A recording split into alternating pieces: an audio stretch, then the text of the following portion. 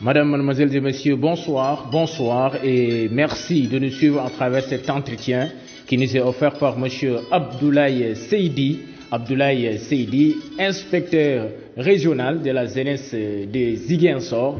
Monsieur Abdoulaye Seydi qui est un doctorant en français, option littérature africaine.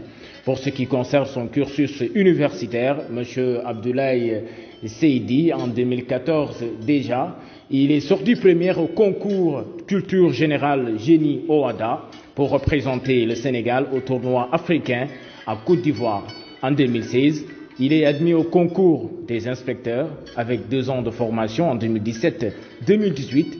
20 mars 2019, il prend service au ministère de la Jeunesse à travers des différentes directions. Alors aujourd'hui, M. Abdoulaye Seydi, il est l'inspecteur régional de la jeunesse de Ziguinchor où il a pris service le 16 novembre 2020. Alors, nous allons discuter, nous allons parler sur cette thématique qui concerne actuellement sur cette crise qui prévaut au Sénégal, son point de vue sur cette crise et quelles solutions pour une sortie définitive de la crise actuellement qui touche le Sénégal. Alors, monsieur Abdoulaye, monsieur l'inspecteur Abdoulaye Seydi, bonsoir. Oui, bonsoir, monsieur Mbalo. Alors, monsieur l'inspecteur, ces temps-ci, le Sénégal a connu beaucoup de tensions, disons presque politiques. Est-ce que vous pouvez nous donner votre point de vue sur vraiment cette situation qui a failli faire chambouler complètement le Sénégal, qui était cité comme les pays exemplaires, surtout sans on parler de la démocratie? Voilà, merci monsieur Mbalo, d'abord merci de cette invitation. Je suis très heureux de vous accueillir ici au niveau de l'inspection régionale de la jeunesse de Ziguinchor. C'est pour vous dire que ce problème n'est pas une première au Sénégal. Parce que vous avez tous les chefs d'État qui sont passés au Sénégal ont connu ces événements-là. Et chaque chef d'État, chacun c'est à sa 8e année. Et vous le savez tous, le président Senghor en 1968, il y a eu les événements de mai 68 qui ont connu des morts. Il y a eu également un profond bouleversement au niveau de la société sénégalaise, qui a occasionné de profonds bouleversements au niveau de la société sénégalaise. Et le président Abdou Diouf également, qui est arrivé en 1981 en remplaçant Senghor. Lui aussi en 1988, il y a eu les événements de mai de 1988 avec l'année blanche. Le président Abdoulaye Wade, lui aussi, donc vers les années 2008-2011 jusqu'à 2011 avec les événements du 23 juin 2011. Donc également avec la crise de l'électricité, on a vu que la population s'est révoltée, a montré un peu en tout cas son ras-le-bol. C'est dire que c'est comme qui dirait, peut-être les Américains l'ont compris, aux États-Unis c'est pourquoi on fait les mandats, donc 4 ans, 2 fois 4 c'est 8. Ça veut dire que chaque président, après la 8e année, c'est souvent sont des problèmes qui arrivent. C'est comme qui dirait que c'est l'usure du pouvoir, donc qui occasionne la déception. Donc pour ce qui s'est passé tout récemment, tout est parti d'une question de viol supposé. Ousmane Sonko a été accusé de viol, a été accusé d'avoir commis un viol sur la jeune femme Adji Sarr.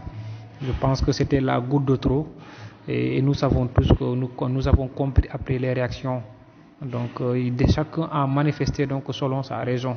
Parce que ce que Mal Blanche appelle l'occasionnalisme. Donc toutes les personnes qui sont sorties ce ne sont pas forcément des militants de PASTEF. Parce qu'on a vu des gens, parce qu'il y avait beaucoup de frustrés, on peut dire même dedans, est-ce qu'il n'y a pas des militants de Karim Wade?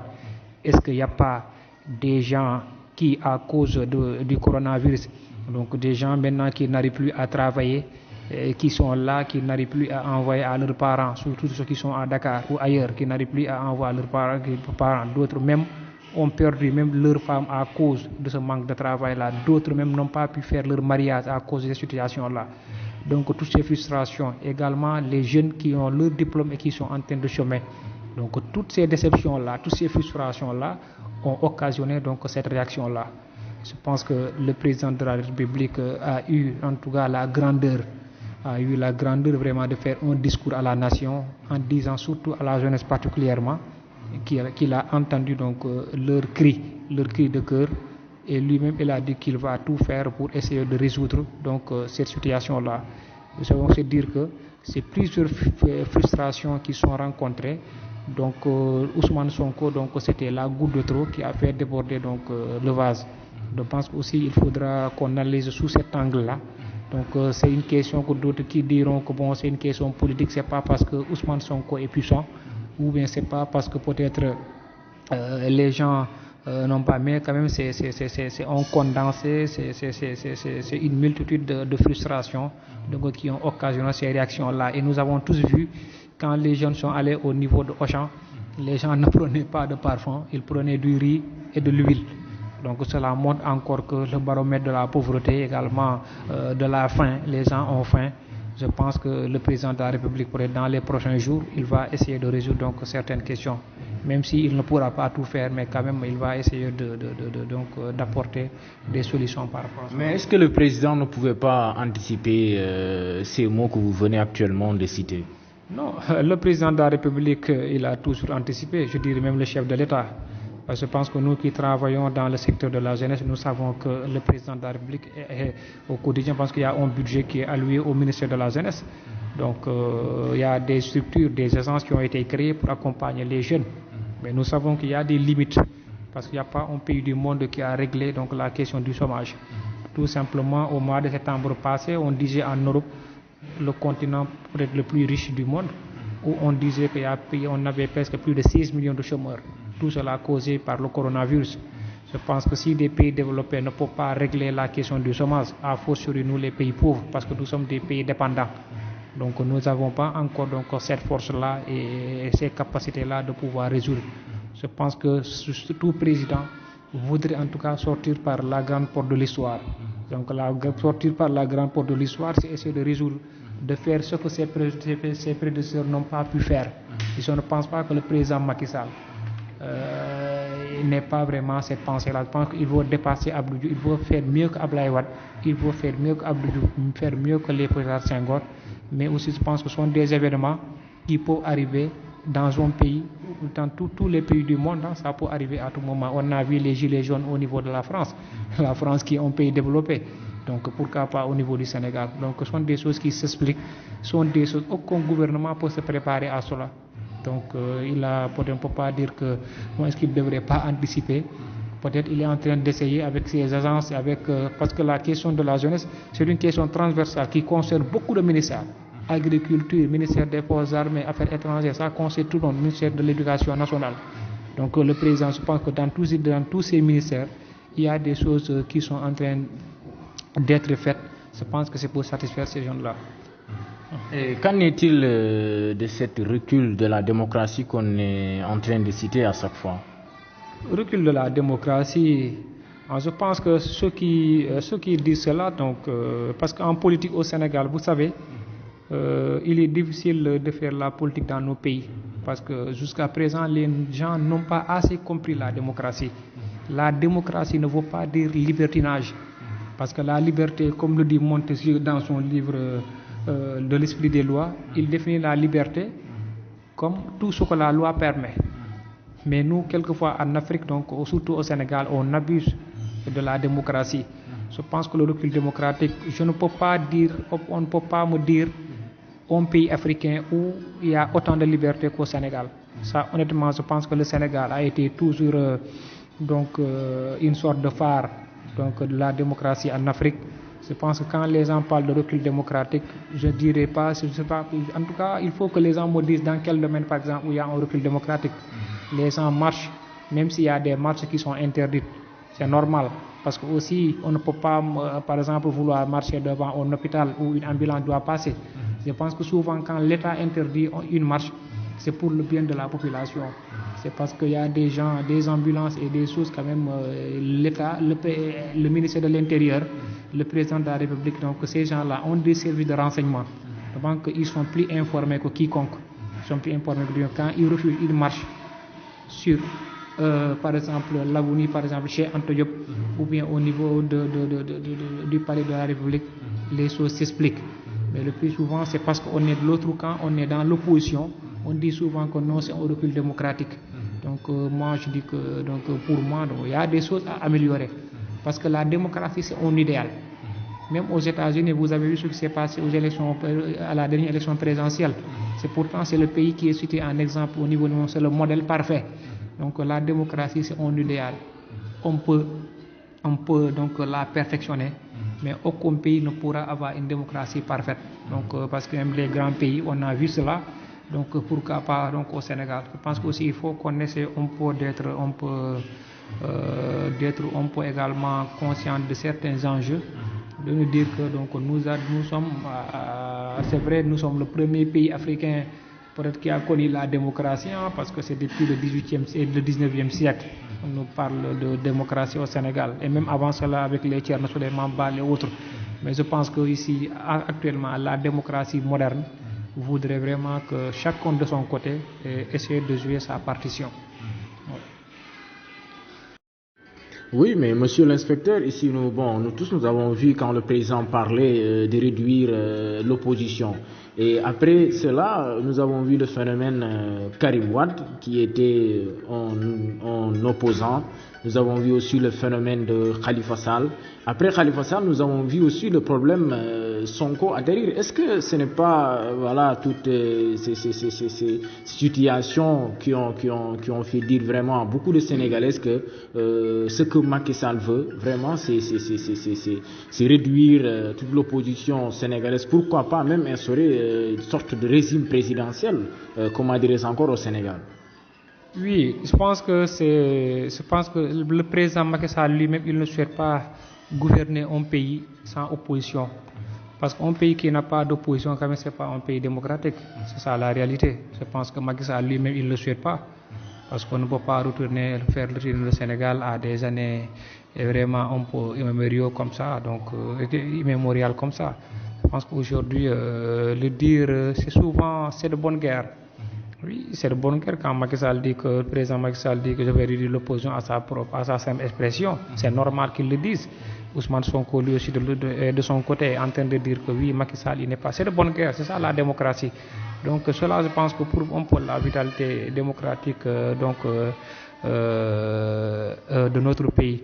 Et par rapport au cas Karim Wade, au cas Khalifa Sall, je pense que toutes ces personnes-là ont été jugées publiquement. Je pense que c'est un procès qui a été fait, quand même des juges sénégalais, ils ont pu, par rapport surtout au cas Karim Wade, c'est la population sénégalaise même qui souhaitait que Karim Wade soit jugé. C'est après que les gens ont commencé à dire que non, il y a eu donc la raison du plus fort et tout ça. Je pense que après que la chute d'Abdoulaye Wade, les Sénégalais en majorité voulaient que Karim Wade soit jugé. Cela a été fait. Et j'ai fait une remarque au Sénégal, un constat, c'est que le Sénégalais, c'est quelqu'un qui aime la justice, mais il n'aime pas que la justice s'applique sur lui. Ça, c'est un problème sénégalais. Je pense qu'il faut qu'on soit conséquent. Il faut qu'on soit cohérent dans nos démarches. C'est-à-dire que si on réclame la justice, et si la justice nous interpelle, on doit avoir la grandeur de répondre à la justice. Maintenant, comme les procès sont des procès publics, les journalistes sont là-bas, tout le monde est là-bas. Mais je pense que, sincèrement, il faut que nous ayons un peu confiance en notre justice. Parce que si on n'a pas confiance en notre justice, ce pays-là donc risque de sombrer. Je pense que soyons cohérents avec nous-mêmes, aimons la justice. Mais quand la justice doit s'appliquer sur nous-mêmes, que nous l'acceptons aussi. C'est ça, je pense que cela qui pourra faire avancer ce pays-là. Monsieur l'inspecteur, et la jeunesse dans tout cela, parce qu'à travers ces manifestations, à travers vraiment cette crise, nous avons vu une jeunesse fougueuse, une jeunesse, nous pouvons dire que tellement violente, parce que beaucoup de choses ont été saccagées au Sénégal. Comment cette jeunesse sénégalaise en est-il arrivée là? Oui, mais je vous l'ai dit tout à l'heure, je dis que ce n'est pas une première. Ce n'est pas une première au Sénégal. Donc tous les régimes les régimes qui sont succédés au Sénégal donc, ont connu cela. Donc ce n'est pas une première. Donc la jeunesse, c'est comme ça. La jeunesse a beaucoup d'espoir, la jeunesse a beaucoup d'ambition. Souvent, quand elle n'arrive pas à réaliser certaines de ses ambitions, naturellement, elle manifeste donc sa colère. Mais moi, ce que je peux dire à ces jeunes-là, il faut que ces jeunes-là soient des patriotes. Quand je dis patriote, ce n'est pas le patriotisme du rossignol. Dire dans les réseaux sociaux que je suis un patriote. Parce que quand on est patriote, on meurt pour son pays. Mais on ne meurt pas pour un homme. Mourir pour son nom, c'est pas ça qu'on appelle un patriote. Donc il faut que ces jeunes Sénégalais également aient un peu du recul et un peu en tout cas une certaine conscience. C'est de dire que moi, si je dois mourir pour mon pays, pour les valeurs de mon pays, mais pas mourir pour un homme. Parce que vous savez, il y avait un intellectuel, je pense qu'il est haïtien, il s'appelle Gérard Chenet. Il disait que l'idéal se pervertit au contact de la réalité.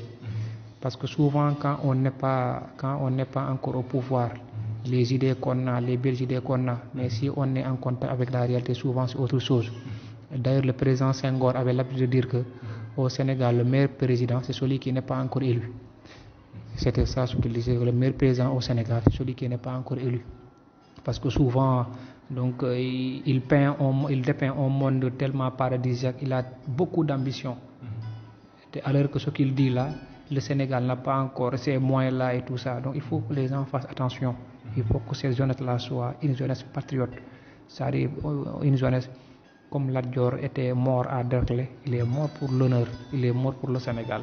Parce qu'il savait qu'en partant, il savait qu'il allait mourir. Et pourtant, il pouvait fuir, il ne l'a pas fait. Mais il a dit que je dois me battre pour l'honneur pour mon pays. Je pense que ces jeunes-là doivent être les héritiers de Lat Dior. Ils doivent connaître son combat. Lat Dior n'est pas mort pour sa femme. Il n'est pas mort pour un marabout. Il est mort pour sa conviction parce qu'il aimait son Kayor, il aimait son Sénégal. Donc il faut que ces jeunes-là le comprennent, qu'ils soient des jeunes patriotes, des patriotes qui vont mourir pour leur pays et non pour un homme.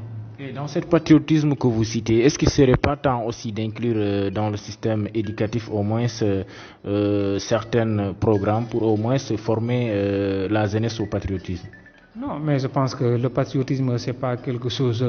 Le patriotisme, pour moi, le patriotisme, ça ne s'enseigne pas. Je ne pense pas qu'on doit faire apprendre à quelqu'un le patriotisme. Quand tu connais ton pays, toi, tu sais que tu n'es pas gambien, tu n'es pas malien. Et pourtant, quand le Sénégal supporte, tu es là, tu laisses tout ce que tu fais, tu supportes le Sénégal. Pourquoi tu n'as pas supporté la Guinée? Donc, le patriotisme, c'est l'amour de son pays, de son terroir. Et on ne peut pas aimer Dieu, comme l'a dit un écrivain, on ne peut pas aimer Dieu si on n'aime pas sa terre natale. Donc je pense que cela, et au niveau du ministère de la Jeunesse, je pense qu'il y a ce qu'on appelle l'éducation populaire, il y a également le service civique national.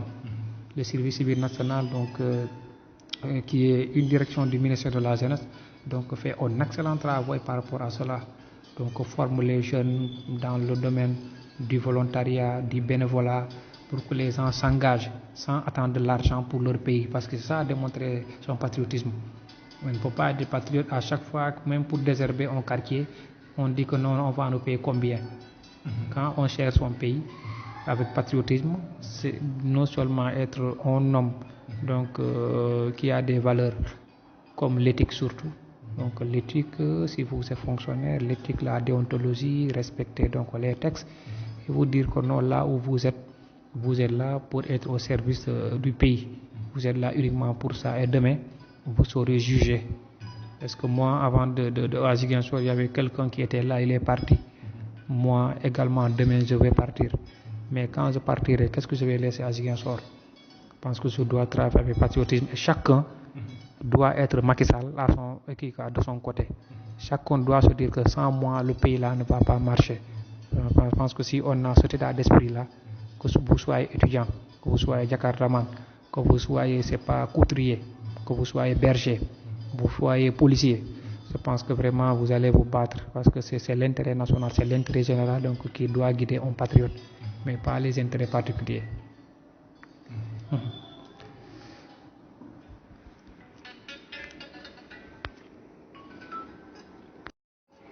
Merci beaucoup, monsieur l'inspecteur. Maintenant, avant de terminer, d'abord, dites-nous, et la France dans tout cela? Parce que la France est tellement citée dans cette crise actuellement qui prévaut au Sénégal, comme nous le voyons tous à travers les manifestations, souvent, surtout les stations Total qui sont brûlées, les Auchan qui sont vandalisés, et la France dans tout cela, monsieur l'inspecteur? Non, je pense que ça, c'est un nouveau type de... ce sont les nouveaux types d'hommes politiques qui ont amené ce discours-là. Mais avant, on n'avait pas ces discours-là sur la scène politique sénégalaise. Parce qu'il y a des candidats qui sont venus, des gens qui sont venus avec leur discours. Pour eux, c'est la France qui est notre cause, notre principal frein. c'est à cause de la France qu'on n'avance pas. Ça, c'est leur discours, ce qu'ils disent. Donc, c'est cela aussi également, leurs militants. Naturellement, si vous suivez un candidat qui dit que notre source de problème, c'est la France, quand ces occasions-là se présentent, naturellement, il faut attaquer tout ce qu'on pense que sont des infrastructures qui appartiennent à la France.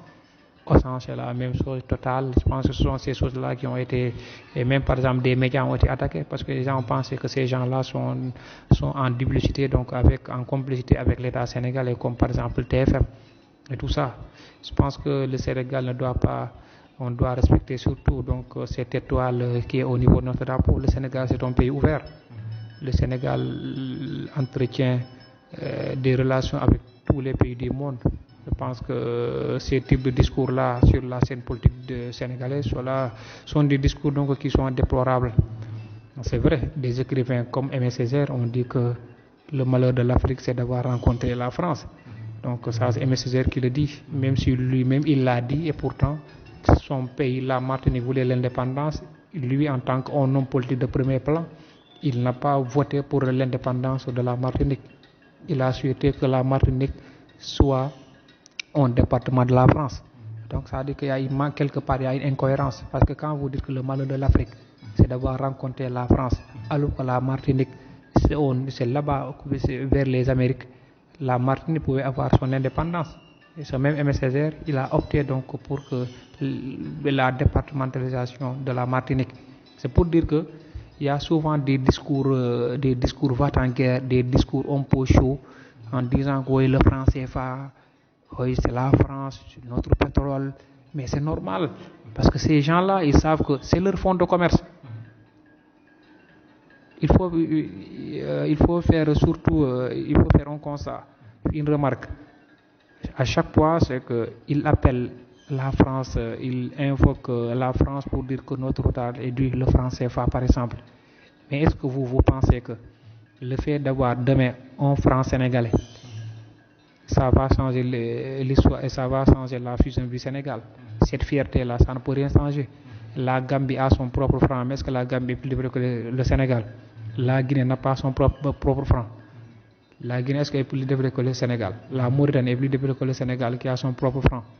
Donc il faut qu'on soit un peu conscient, parce que même demain, pour que on puisse avoir une monnaie forte, je pense qu'il faut qu'on ait cette monnaie-là dans le cadre africain, dans le cadre global, au moins les 16 pays de l'Afrique de l'Ouest. Parce que le seul Sénégal, un petit pays très pauvre, qui a son propre franc, sa propre monnaie, ce pays-là ne peut pas aspirer au développement. Ça, il faut qu'on soit clair. C'est pourquoi ces jeunes, ces gens qui sont en train de parler de ce discours, parce que qu'est-ce qu'il dit que demain, si par exemple l'homme en question qui nous parle de la question de la monnaie, est-ce que demain, lui, quand demain il est président de la République, qu'est-ce qu'il dit que demain que la Guinée-Bissau, la Côte d'Ivoire, le Nigeria vont accepter une monnaie par exemple sous-régionale? Est-ce que ces présidents-là pensent comme lui? Parce que chaque pays a ses problèmes. Actuellement, le Mali a une crise politique. Le Mali est au bord de la sécession presque. Le pays est un peu en difficulté. Les Maliens actuellement, c'est comment réunifier le Mali, la stabilité politique. C'est ça actuellement le problème du Mali. La Mauritanie a ses propres problèmes. La Guinée, n'en parlons pas. La Guinée-Bissau, n'en parlons pas. La Gambie a ses propres problèmes. Est-ce que vous pensez que ces gens-là, et si ces gens-là ne pensent pas comme cet homme politique-là, est-ce qu'on va arriver à cette monnaie-là? Je pense qu'en analysant, il ne faut pas qu'il y ait également beaucoup de sentimentalisme. Il faut qu'on essaie de raisonner, voir ce qui est possible. Parce que ce que disait Mandela, il dit qu'il faut dire ce qui est possible. Parce que si on dit des choses aujourd'hui, parce qu'on est aspirant au pouvoir, si on dit des choses et demain qu'on arrive au pouvoir, qu'on n'arrive pas à les faire, ce sera la grande déception. Et après cette déception-là, ce qui s'est passé ici tout récemment là, il y aura la même chose. Les gens vont manifester et je pense que cela ne va arranger personne. C'est pourquoi les gens doivent aller avec beaucoup de prudence donc dans leurs propositions, dans leur démarche, parce que c'est pour se sécuriser demain. Donc que je pense que par rapport à cette question-là, la France, je pense que pour moi, la France est un pays ami. C'est-à-dire qu'il faut que maintenant que nos chefs d'État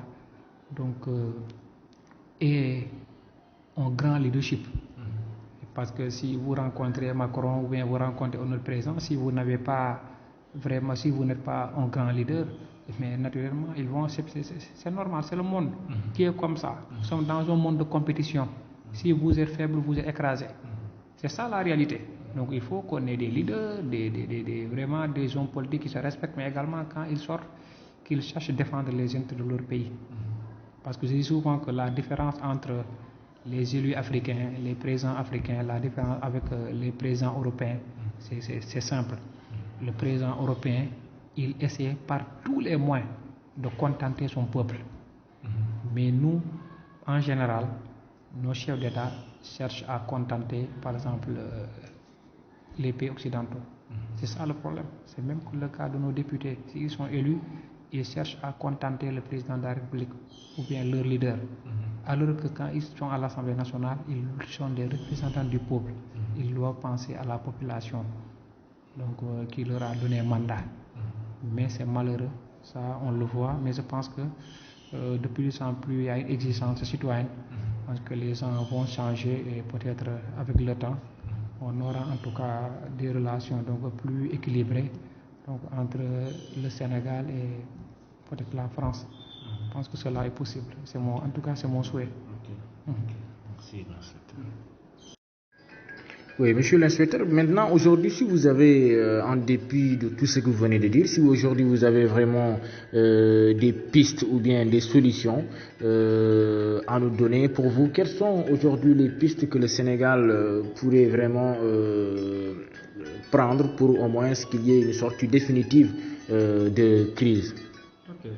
Donc, merci pour cette question. Je pense que le président Senghor avait l'habitude de dire qu'on a résolu à moitié un problème lorsqu'on en a fait l'historique. Je pense que tout à l'heure on a parlé des raisons, des causes qui expliquent ces situations-là. Mais je pense que, par exemple, nous en tant que des techniciens de la jeunesse, des gens qui ont été formés pour accompagner les jeunes, les encadrer, et je pense que ce que je propose, en tout cas, j'ai 3 propositions par rapport à cela.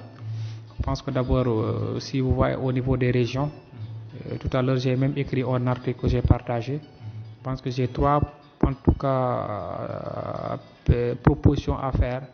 C'est la première proposition, c'est qu'on donne des budgets de fonctionnement à beaucoup de directions, ou bien surtout les services régionaux ou bien départementaux.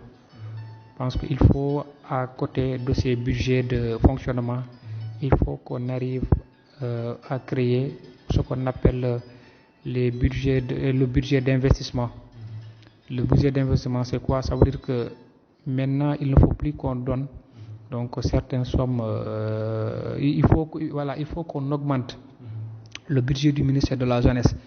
Parce que si au Sénégal, on a par exemple 45 départements, si on donnait dans chaque département 50 millions dans chaque département, donc cela va coûter à l'État du Sénégal par an 2 milliards 250 000 francs CFA par an.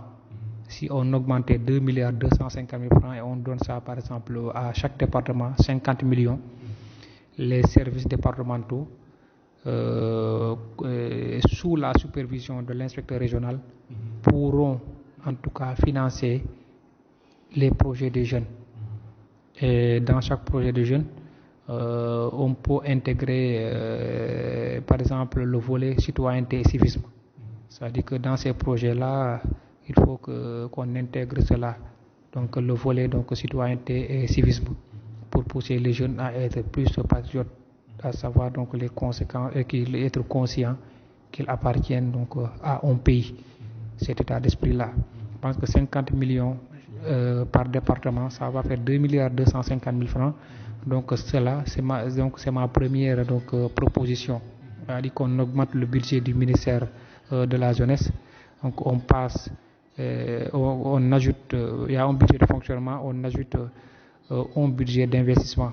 c'est-à-dire donner la possibilité aux services départementaux donc, de pouvoir avoir 50 millions par année pour pouvoir accompagner les jeunes dans leurs projets.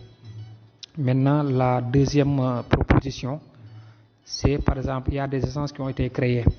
Par exemple, on a créé la délégation de l'entrepreneuriat rapide, il y a l'ANPEJ, et 3FPT, il y a beaucoup d'agences qui ont été créées par le gouvernement sénégalais.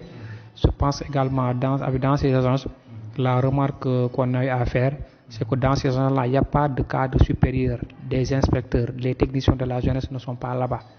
Parce que ces gens-là sont dirigés par des hommes politiques.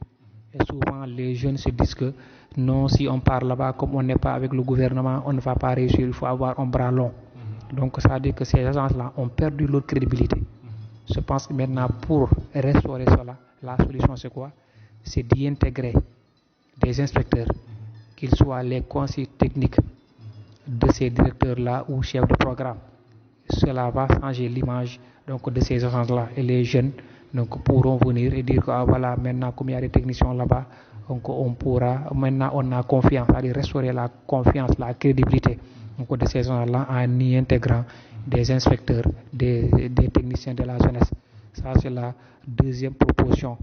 Maintenant, la troisième proposition, c'est que c'est le service militaire obligatoire à partir de 18 ans pour tout citoyen. Parce que nous pensons que si les jeunes Sénégalais à partir de 18 ans donc, sont amenés à Bango pour faire le service militaire, ils pourront en tout cas changer d'état d'esprit, ils pourront être conscients qu'ils appartiennent donc à un pays, qu'ils doivent se battre pour ce pays-là, c'est à eux de construire ce pays-là, et également la discipline et la rigueur. Je pense que cela, si on l'a, le service militaire obligatoire, c'est le dernier, donc c'est la dernière proposition que je fais. Je pense que si on arrive à cela, le service militaire obligatoire à partir de 18 ans, je pense que cela pourra créer en tout cas un nouveau type de Sénégalais. Cette jeunesse-là, en tout cas, on va avoir une autre jeunesse. Donc si on fait cela, je pense que sous peu, on verra un autre Sénégal qui pourra en tout cas se développer et être respecté dans le monde entier.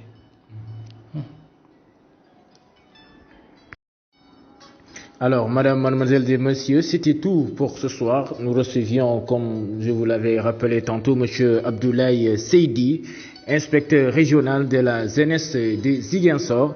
Alors, monsieur Seydi, avant de nous quitter, si vous avez un mot de fin que vous avez vraiment à lancer, ou bien même un appel que vous avez à lancer à l'endroit de la jeunesse sénégalaise, monsieur Seydi, allez-y. Oui, monsieur Mbalo, en tout cas, je vous remercie pour votre déplacement, pour cet entretien. En tout cas, cela me va droit au cœur. Et je vous encourage pour cette initiative par rapport à votre presse universitaire. Je pense que nous tous qui sommes passés à l'université, donc on a à connaître ça. Donc, je pense que l'étudiant, j'ai vu tout à l'heure, comme l'a dit Hegel, donc rien ne se fait sans la passion. Je pense que quand vous êtes amoureux d'une chose, il faut y aller jusqu'au bout. Moi, je pense qu'en tant qu'inspecteur, c'est quoi? Donc, j'encourage les jeunes surtout à entreprendre. Parce que ce que vous faites là, c'est de l'entrepreneuriat. Même si vous n'avez pas d'argent par rapport à ça, mais c'est de l'entrepreneuriat. Vous êtes en train de préparer une carrière. Demain, vous pouvez être un grand journaliste dans ce pays-là. Parce que je pense qu'il faut d'abord aimer son métier, il faut d'abord aimer sa profession pour y exceller après. Donc je vous encourage et l'ensemble des étudiants de l'université Assane Seck de Ziguinchor. Je leur dis en tout cas d'essayer de ne pas se décourager, de se dire que tout est possible. Même si vous êtes issu d'une famille pauvre, dites-vous que cela ne doit pas être un frein pour votre réussite.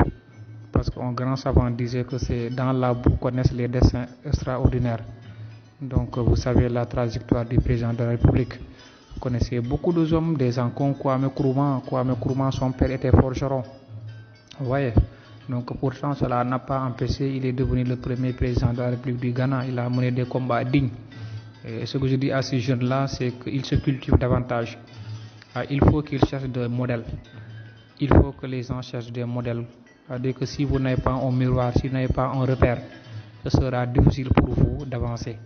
Donc, et des modèles qui vont susciter en tout cas l'humiliation, qui va vous permettre en tout cas de se transcender. Je pense que cela, si vous le faites, si vous avez des modèles et vous essayez de connaître leur histoire, si vous connaissez leur histoire, vous allez essayer de vous inspirer de ces gens-là. Vous ne pouvez pas copier à 100%, mais vous allez essayer de voir sur certains points comment vous pouvez imiter par exemple un Nelson Mandela, un Aimé Césaire ou bien un Cheikh Anta Diop. C'est à vous de voir. Et il faut s'identifier à quelqu'un et essayer de l'imiter. Je pense que si vous n'avez pas de modèle, vous risquez de vous perdre. Si vous n'avez pas de repère, vous risquez de vous perdre. Et je pense que ces jeunes-là, je pense que il le faut. Parce que Cheikh Aliou Ndao l'a dit qu'il nous faut des mythes qui galvanisent. Je pense que soit dans notre pays, que ce soit au niveau de notre région, ici au niveau de Ziguinchor, je pense qu'on a de grands hommes qui sont des modèles. Je pense qu'on doit essayer de les imiter pour le développement donc, du Sénégal. Parce que moi j'ai l'habitude de dire qu'un jeune qui n'a pas de modèle, en tout cas il réussira difficilement. Il faut avoir un modèle. Même l'artiste avant de faire une chose, quelquefois il a un modèle. Je pense qu'il faut le faire. Et vous dire également d'être calme, de rester serein. Savoir vous n'avez pas un autre pays que le Sénégal. Donc demain ce sera vous. Ce sera en tout cas vous les jeunes, nous les jeunes je dirais, ce sera à nous en tout cas de gérer ce pays-là. Je pense qu'on ne doit pas accepter de le gâter parce qu'on l'a reçu comme ça des anciens. Et demain nous allons le gérer et après demain en tout cas ce sera autour de nos enfants. Mais il faut qu'on cherche léguer en tout cas un pays sain, un bon pays pour nos enfants parce que sinon nous serons condamnables et ce serait une méchanceté si on n'arrive pas à passer le témoin comme on l'a reçu. Je pense que si on a cette conscience-là, je pense que la paix va s'installer donc, au niveau national. Savoir que d'être conscient, dire aussi que nous sommes dans un pays pauvre. C'est pas parce que les gouvernants ne veulent pas, mais quelque part aussi il y a les moyens financiers qui manquent. Ça manque, je suis sûr que chaque président de la République, tous les présidents du Sénégal, de l'histoire, chacun a voulu laisser une mention honorable sur les langues de la postérité. Mais malheureusement, il y a des limites. Ça, il faut qu'on soit conscient. C'est il faut regarder le président de la République comme nos pères de famille. Voyez, parfois, nos papas, dans leur maison, ils ont envie de faire beaucoup de choses pour leurs enfants. Mais quelquefois, ils n'ont pas les moyens. Les ressources sont limitées. Donc, il faut que la jeunesse le comprenne. Donc, aussi, ils ont cette conscience-là. Je pense que la paix va continuer à régner dans ce pays-là. Parce que le Sénégal a été toujours une locomotive démocratique et même un modèle de stabilité en Afrique. Je pense que cela, on doit le préserver. En tout cas, une fois de plus, je vous remercie, je vous encourage et je dis surtout bon sens à tous les étudiants du monde et particulièrement les étudiants de l'Université Assane Seck. Parce que votre réussite, c'est notre réussite. Votre réussite, c'est la réussite également de la jeunesse sénégalaise. Le Sénégal ne peut pas se faire sans les étudiants de l'Université Assane Seck de Ziguinchor.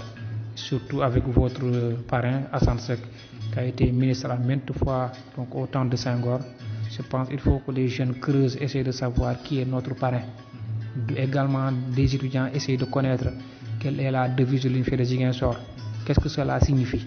Ils essayent de connaître leur parrain de l'Université Assane Seck et d'essayer de l'imiter et également de connaître la devise de l'université et essayer d'appliquer.